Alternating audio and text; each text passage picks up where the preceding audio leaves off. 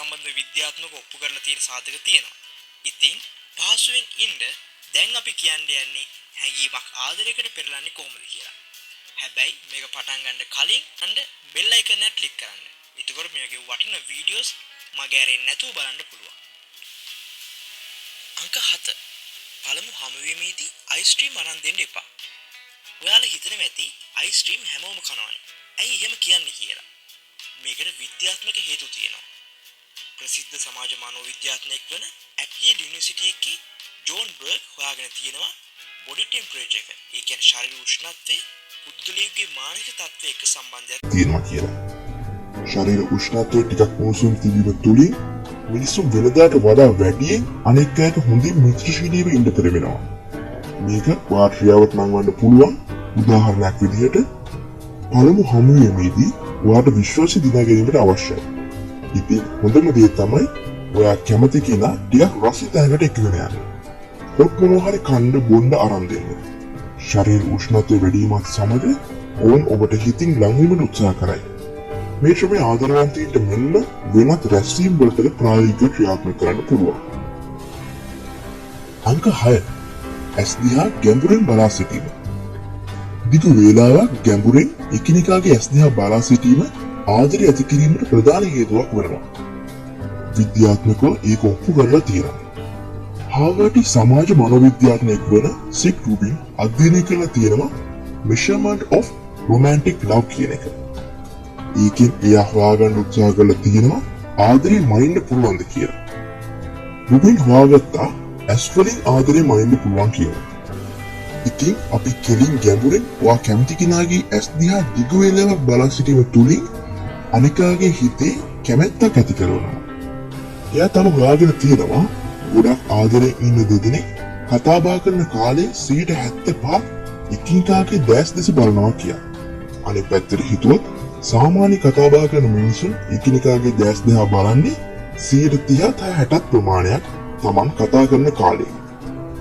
ඔයා ගොඩක් වෙලාවට කෙනෙක්ගේ ඇස් දිහා බලන් ඉද්දී ඒ පුද්ගලයාගේ මනස පොඩි නැවතීමකට ලක් වෙනවා. මොකද වෙන කවුරුත් කලින් ඒව බලලා නැති නිසා. අනිත් පුද්ගලයාට ඒ කුතුහලය ආදරණීය ලෙස පේන්න ගන්නවා. ඒ නිසා හැම තිස්සෙම ඔයා කැමති කෙනාගේ ඇස් දිහා ගැඹුරින් හොඳින් බලන්න. අනාගතයට අත්තිකාරමක් වෙයි. අංක 5. මුකුත් කරන්න එපා. එයාට කරන්න දෙන්න මොනවා හරි. සමහර වෙලාවට හොඳම දේ තමයි අපි මුකුත් කරන්නේ නැතුව මොකද වෙන්නේ කියලා බලන එක.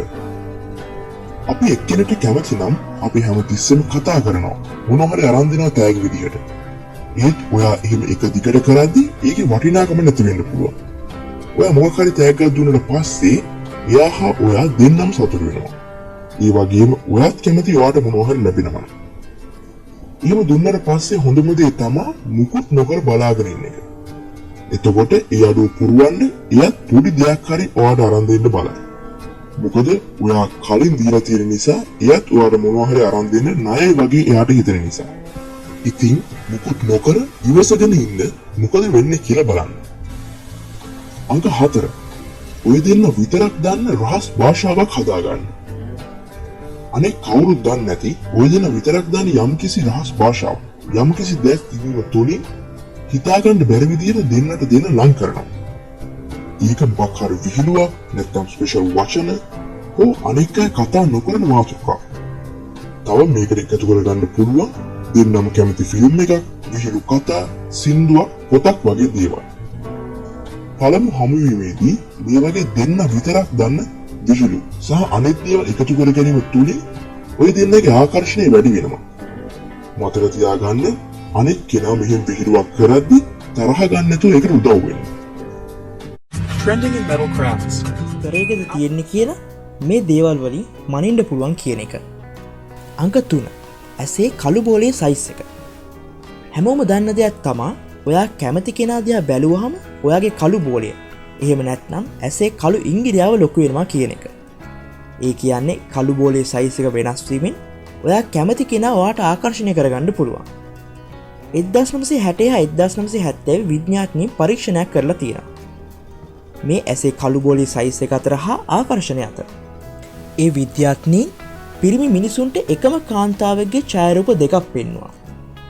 ඒ ෆොටෝස් දෙකේ එකම වෙනසයි තිබ්බේ. එක ෆොටෝ එක කාන්තාවගේ කළු බෝලේ පොඩි, අනෙක් එකේ ලොකුයි. පරීක්ෂණයෙන් සොයාගත්ත පිරිමි මිනිසුන් බහුතරයක් කැමති වුණේ ඇසේ කළු බෝලේ ලොකු කාන්තාවට කියලා. කලින් ඒ මිනිසුන් ඡායාරූප වල ඇසේ කළු බෝලේ කිසිම වෙනසක් තේරුන්නේ නැහැ. ඔයා කොහොමද මේක පුහුණු වෙන්නේ? අපිට හිතන වෙලාවට කළු බෝලේ විශාල හෝ කුඩා කරන්න බෑ තමා. ඒත් ඒක විශාල වෙන විදිහට අපිට පරිසරය හදාගන්න පුළුවන්. ලයිට් එක ඩිම් කරන්න, සැර එළිය වෙනුවට ටිපන්දම් පත්තු කරන්න. අංක 2. හැමතිස්සෙම එයා ළඟින් ඉඳලා ඊට පස්සේ ටිකක් ඈත් වෙන්න. අපේ හීනවල තියෙන්නේ අපි කැමති කෙනා හොයාගන්නවා, අපිට සිතන හැමදේම කියලා ආදරෙන් හැමතිස්සෙම ළඟින් ඉන්නවා වගේනේ. ඒත් ඇත්ත ලෝකේ මේ දේවල් මෙච්චර ලේසි නෑ. ප්‍රශ්න ඇති වෙනවා, කම්මැලි වෙනවා. ඒ නිසා තමයි මිනිසුන් කාලයෙන් කාලයට විශේෂ උපක්‍රම ක්‍රියාත්මක කරන්නේ. අදහස් ගැලපෙනවා නම් එකට කාලය ගත කරන එක වටිනවා. ඒත් ඔයා දැන් කීප වතාවක් එක දිගට හමු වුණා නම් හොඳම දේ තමයි පොඩි විවේකයක් දෙන එක. බ්‍රේක් එකක් දීලා තමන්ගේ වැඩවලට කාලය වැය කරන්න. ජොනසන් හා ලී හොඳ ලිපියක් ලියලා තියෙනවා මේ ගැන. ඒකේ නම තමයි Playing Hard to Get. ඒකේ තියෙනවා දෙදෙනෙක් පොඩක් රණ්ඩු වෙනවා වැඩි නම් දෙදෙනාම හෝ එක්කෙනෙකුට එපා වෙලා වගේ කම්මැලි වගේ දැනෙනවා නම් පොඩි බ්‍රේක් එකක් දෙන එක සම්බන්ධව. මෙහෙම ඔයා රිලේෂන්ෂිප් එකක් තිබෙන අවස්ථාවක රිලේෂන්ෂිප් එක නිසා මහන්සි නම් ලව් ලයිෆ් එකෙන් නිව් ලයිෆ් එකකට මාරු වෙන්න. ඔයා මෙහෙම රිලේෂන්ෂිප් එකක් නැතුව ඉද්දි අනිත් පුද්ගලයාට තේරුම් යයි ඔයා කොච්චර එයාලට වටිනවද කියලා. ඔයා කොච්චර එයාට හොඳින් ඉඳලා තියෙනවද කියලා. මේක තමයි ලෝක ස්වභාවය. බ්‍රේක් එකක් ගැනීම තුලින් ඔයාට ප්‍රයෝජන ගොඩක් තියෙනවා. ඔයාගේ ජීවිතයේ කාලයේදී ඔයාගේ හැඟීම් තේරුම්ගෙන පැහැදිලිව සිතන්න අවස්ථාවක් ලැබෙනවා. එතකොට ඔයාට මොන දේ වුණත් ඔයා දිනනවා. හැමතිස්සෙම ඔයා ගැන ධනාත්මක දෙයක් සිතට තමන්න. ඔයා විශ්වාස කළත් නොකළත් ඔයාට ලෙහෙසියෙන්ම තව කෙනෙකුගේ මනස සැලසුම් කරන්න පුළුවන්. ඒ එකම දේ නැවත නැවත කීම තුලින්. ඒ නිසා තමයි ඔයා කැමති කෙනා එක්ක වචන හැසිරීමේදී ඊටම පරිස්සමෙන් වචන හැසිරිය යුත්තේ. අපේ ඉලක්කය තමයි මේ ක්‍රම යොදාගෙන ඔයා ගැන හොඳ ප්‍රතිරූපයක් අනිකාගේ සිතේ ඇති කිරීම.